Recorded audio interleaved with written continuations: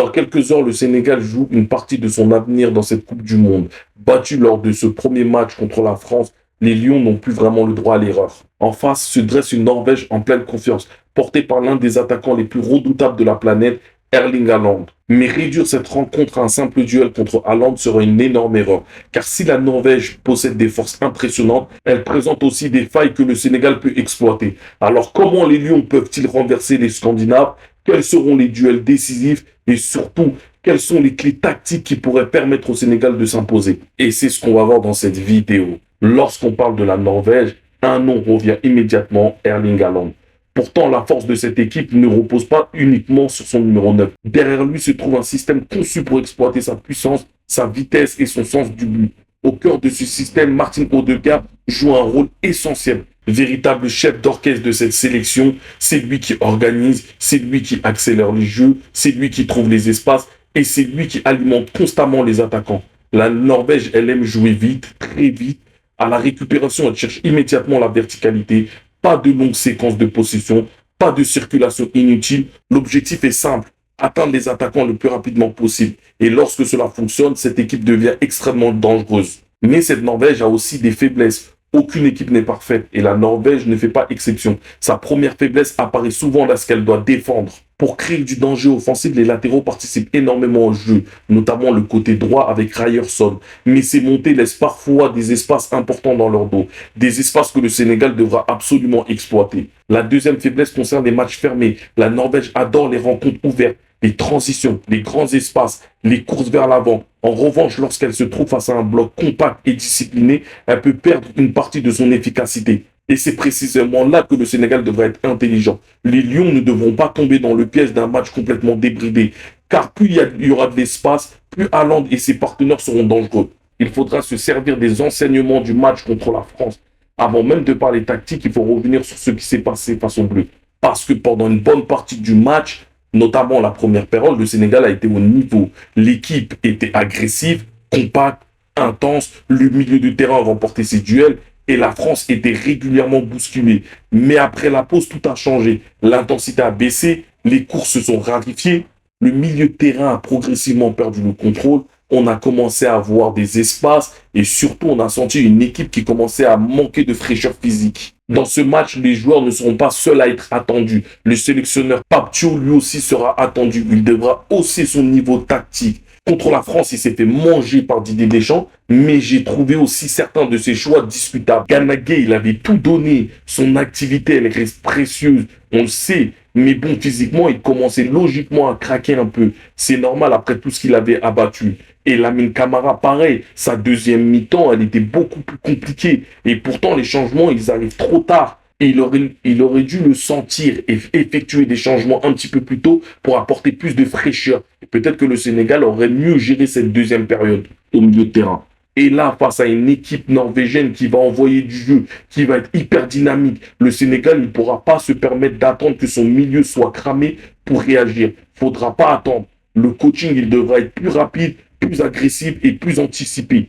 S'il y a un truc positif à retenir de ces changements tactiques, c'est peut-être lui, Ibrahim Baye. En quelques minutes à peine, il a amené un truc que le Sénégal cherchait depuis un moment.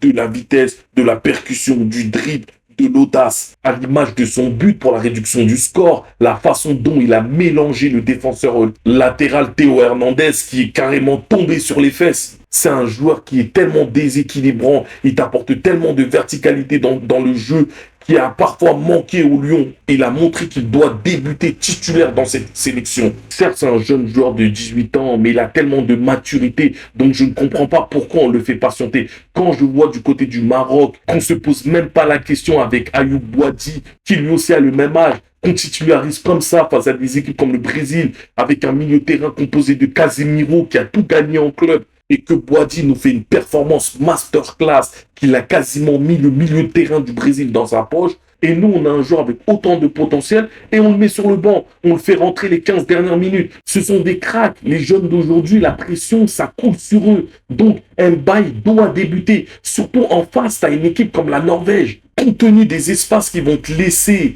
derrière leur défense, son profil, il est particulièrement adapté pour ce type de rencontre. Si le Sénégal veut gagner ce match, la priorité, c'est pas Haaland. La priorité, c'est couper le circuit de passe de Martin Odegaard. Parce que dès qu'il a du temps, dès qu'il a de l'espace, toute la machine norvégienne, elle se met en route. Chaque ballon dangereux, ça passe par lui. Chaque accélération, ça part souvent de lui aussi. Donc le Sénégal devra limiter son influence, réduire son temps de réflexion, fermer les lignes de passe, l'obliger à jouer loin du but. Parce que si Odegaard est neutralisé, Haaland il va recevoir beaucoup moins de ballons exploitables. Et quand on a le ballon, leur faire mal avec de la vitesse, les transitions, la projection rapide. À chaque récupération, les Lions devront attaquer immédiatement les espaces, faire courir leur défense vers leur propre but, les obliger à défendre dans l'urgence. Le Sénégal possède les qualités athlétiques pour faire très mal dans ce registre, mais ça va demander énormément d'efforts, de discipline. Et le plus important, je pense, c'est l'efficacité devant le but. Le Sénégal l'a payé cher contre la France, ça, parce qu'ils auraient dû sortir à la mi-temps en menant 1-0, voire 2-0. Mais ils ont loupé toutes leurs occasions. Ils ont loupé les situations, que ce soit la finition ou que ce soit dans leur dernier geste. Donc, il faudra être beaucoup plus chirurgical devant le but. Parce que sinon, tu vas encore une fois le payer. Et surtout, en face, tu as l'un des meilleurs numéro 9 au monde. Et lui, il n'a pas besoin de 5 voire 6 occasions avant de te punir. Une seule suffit. Donc l'efficacité est primordiale. Sur le papier, ce match, il est beaucoup plus équilibré qu'on pourrait le penser. D'un côté, tu as la Norvège avec une attaque les plus dangereuses du tournoi. Erling Haaland, Sorloth, Nusa, Odegaard.